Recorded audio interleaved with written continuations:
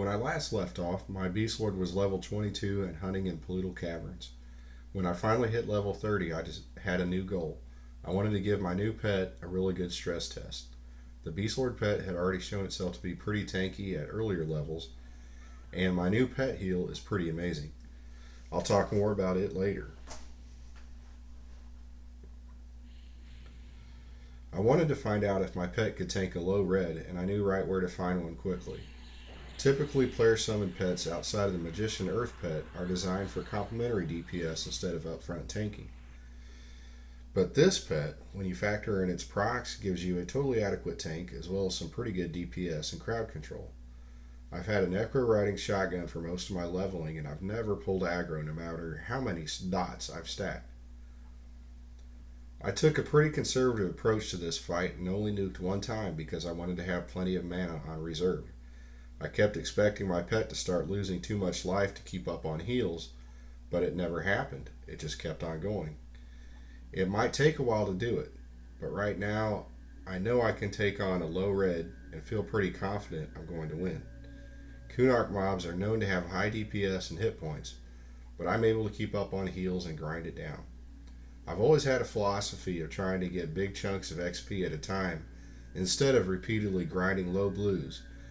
And for now, this pet and my new pet heal spell make taking on higher level mobs a total breeze. As I mentioned earlier, I've been boxing a NECRO to add DPS, and now I'm wondering what a Beastlord and Enchanter could do. Having crowd control, faster mana regen, and haste might be a strong enough combination to make camping dungeons relatively easy. My biggest challenge would be performing crowd control while keeping my pet alive at the same time.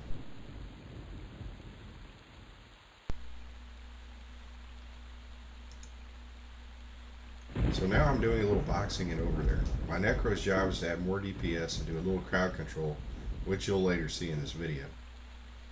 I use my Beastlord to pull, and my NECRO sends his pet and starts dotting up the mob.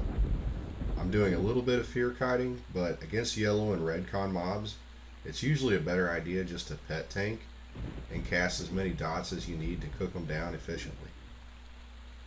Getting level 30 was a pretty big deal for my Beastlord, mainly because I finally got Spirit of Wolf. For the past 2 weeks I've been running around without any run speed buffs, and I wound up getting pretty tired of it.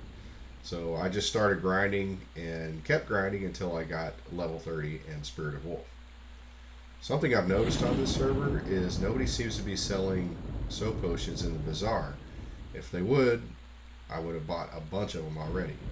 But so far it doesn't look like anybody's practicing potion making. And anybody who enjoys jewel crafting would love it on P2002 because you would have no competition. As of right now, nobody is selling any crafted jewelry, which for me, mainly what I look for when I'm buying crafted jewelry is hit point rings. And so far I haven't seen anybody selling it.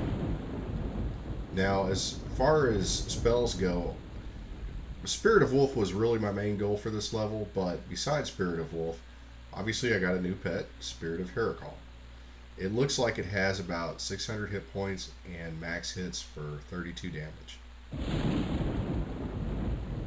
I also got a new proc buff, Spirit of INFERNO, which does 82 points of fire damage as well as a ton of aggro. Spirit Strike is the same nuke Shaman get at level 14. It has a 2.45 second cast time, and it does 81 damage for 75 mana. Now, on the face of it, it's not a very efficient spell, but it's fast casting, and when you go up against a Shaman mob especially, those are the kind of mobs that you need to nuke down really quick. And that's one argument for direct damage. It's usually not the best option in many cases because it's not efficient.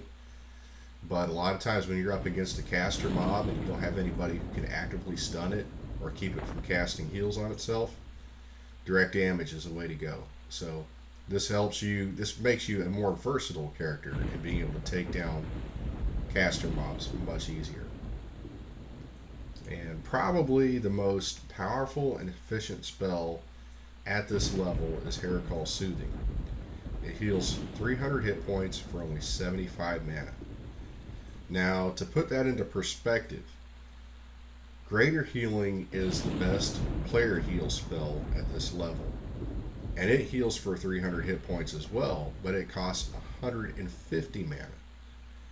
Being able to quickly cast and recast this heal during a fight is what allows a Beastlord to easily solo Redcon mobs. I played a Beastlord back on live, and I enjoyed it a lot. And I don't remember the pet and heals being as powerful as they are.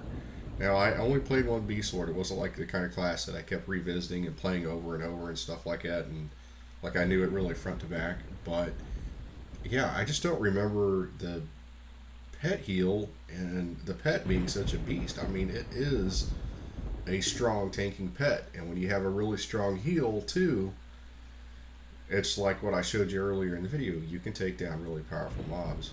Well, at least a few mobs a few levels above you. I shouldn't say really powerful. It makes it sound like I'm talking about it like a boss mob. But when you can take down a Redcon mob at this level, you're doing pretty good. It took a couple minutes, but still, that's pretty good.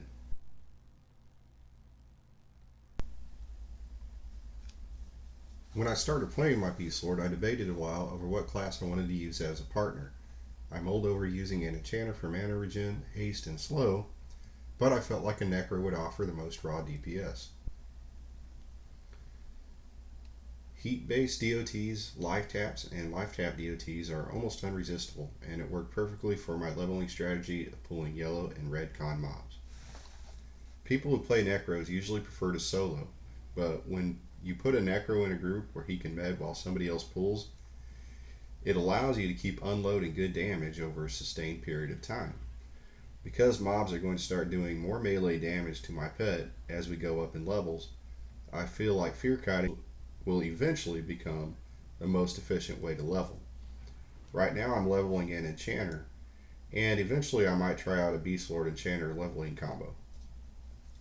So that's all I've got for today, and I'll check back in a few more levels. Thanks for watching.